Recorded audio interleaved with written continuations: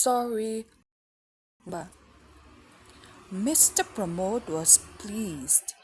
He had waited for a telephone connection for many months and now, at last, he had one. The engineers arrived in the morning.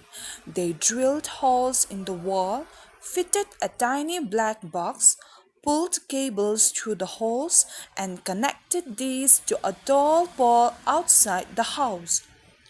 What a lot of noise they made! What a lot of dust! But Mr. Pramod did not mind. He made the engineers cups of tea and helped them when he could. After the engineers had gone, Mr. Pramod sat and gazed lovingly at the shiny black telephone in the hole. He could hardly wait for his wife and son to get home.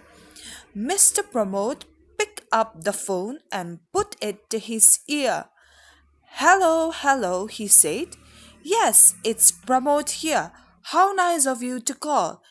Yes, I can hear you quite clearly. Pardon, thank you. Mr. Pramod returned the phone to its cradle and smiled. He took out his handkerchief and polished the black surface until it glistened. When Mrs. Pramod and their son Arun came home, Mr. Pramod showed off the new telephone. The evening came. The telephone had remained silent, but that had not stopped the Pramods from picking up the receiver whenever they passed by.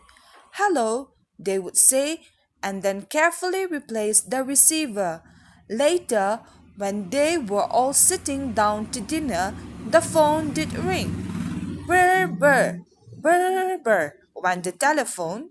All three of them jumped up and rushed to the telephone. Mr. Pramod cleared his throat and picked up the receiver. Hello, Mr. Pramod here, he said slowly and clearly. This is Mrs. Singh, said a shrill voice on the other end of the line. Where are my clothes? I ordered them 3 days ago. They haven't arrived yet. I beg your pardon, said a shocked Mr. Pramod. Is that Funny Goods Emporium? Asked the woman. No, I think you have the wrong number, madam, replied Mr. Pramod. Then the phone went dead. Mr. Pramod was very excited. He put down the receiver and told his wife and son about the woman. You should have asked her for her number, said Mrs. Pramod. Then we could have given her a call sometime. The following morning the phone rang again. This time Mrs. Pramod got to it first. Hello, she said. Do you have any black ties? Asked the caller. Black ties?